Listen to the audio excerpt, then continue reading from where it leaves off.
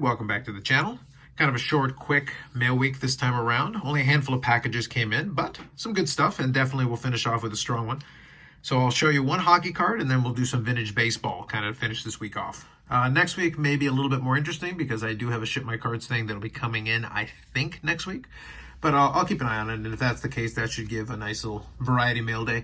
And then after that, will be basically the following week will be Expo. So we may well have some Expo pickups, and we'll see how that goes. The first one is a hockey card, and it's not a Medano, but instead a 2020-2021 Upper Deck Premier, Jake Ottinger, Premier Rookies, numbered to 299. So he did have a spectacular brief run in the playoffs, actually, playing for Dallas. Dallas was very much outclassed playing Calgary, but the last game was very indicative. Over 60 saves in basically dragging a series out to Game 7 that probably had no business being in Game 7. And if you, at the time I'm recording this, if you caught the first game of the Edmonton-Calgary series that followed, Calgary continued the theme of putting on a ton of shots on net, except a lot of them went in. So they scored 9 goals in that game.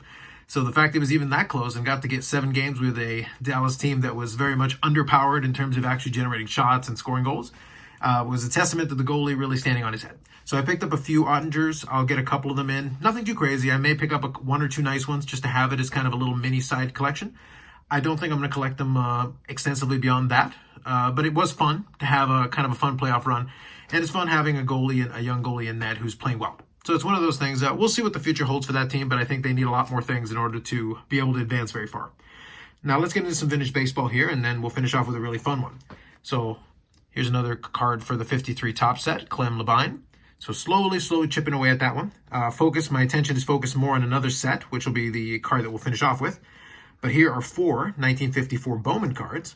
So here is 1954 Bowman Frank Thomas. Frank Thomas of the Pittsburgh Pirates from the 50s.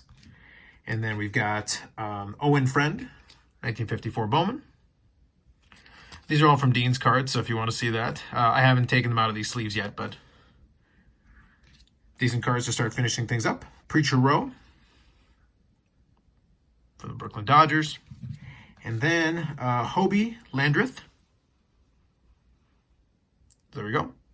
So those 4 leave me to 1 card remaining for the 1954 Bowman set, and that is hopefully coming as part of that Ship My Cards order. So hopefully with that one, I will have the last card for the 1954 Bowman set, and then I can start putting together a video to do a little showcase on that set. So speaking of Bowman, let's finish up here with a different Bowman card. So we're going to go back to 1953. 1953 Bowman Color, Mickey Mantle, PSA 1.5. So I'm going to switch it over to the Superior Fit or Perfect Fit sleeve after, but here it is for now. I've actually had this one on my desk since I got it the other day. Decent copy. You got to keep in mind, you're trying to be budget friendly as best as you can. This still wasn't cheap by any stretch of the imagination, but certainly a lot more reasonable. The centering on it's actually not too bad. A lot of the 53 Bowmans actually have quite a bit of centering problems, and the image, for the most part, is fairly clean, and that's really what I was shooting for on this one. So it's a nice card. I decided to scoop it up. So that little bit there you see is actually on the plastic. There we go. And clean back as well. So really good. So now still slowly just getting started on that 53 Bowman set. I'll actually probably do a video talking a little bit about my process on doing that. I have been focusing on the stars specifically. So I had to get the mantle back in. If you're familiar with the channel, I actually had a 53 Bowman mantle before. Then unfortunately I had a mishap with it. I had actually sold it. It was much worse condition actually. But I ended up selling it, and unfortunately it got lost in the mail.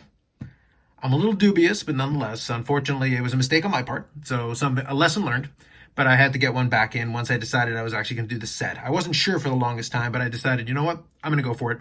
Especially with the 54 Bowman coming to an end now, I figured, all right, let's go back to 53. Let's take care of that one. I'm still grabbing 53 tops here and there, but it is a lower priority. So the focus right now is going to be on this set. And we're going to try to grab a couple of different ones. I do have some other stars coming in from that 53 Bowman color set, so I'm actually going to be able to showcase a couple of very nice cards. So we're going to showcase some Hall of Famers from 53 Bowman. It's going to be fun.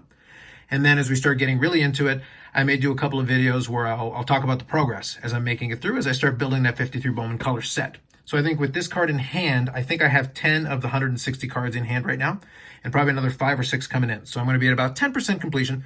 So I'm definitely just in the early stages of getting going on that. But more to come in the upcoming weeks and months to come. Anyway, so that's where we're going to stop here. Straightforward, mostly vintage baseball heavy as far as this week is concerned, with the token Dallas goaltender card. So there you go. Just for a little variety. Otherwise, more videos coming up on the channel. Live streams are going to be coming up still on Fridays. I'm doing 8 p.m. I did 8 p.m. last week. This video is going to come out on Saturday, so I would have done 8 p.m. this Friday. I'll probably do 8 p.m. Eastern time again next Friday before the expo. And then the expo is the one that I'm going to have to figure out, because that one's going to be a little bit more of a scheduling challenge. I still would like to do a live stream from the expo again.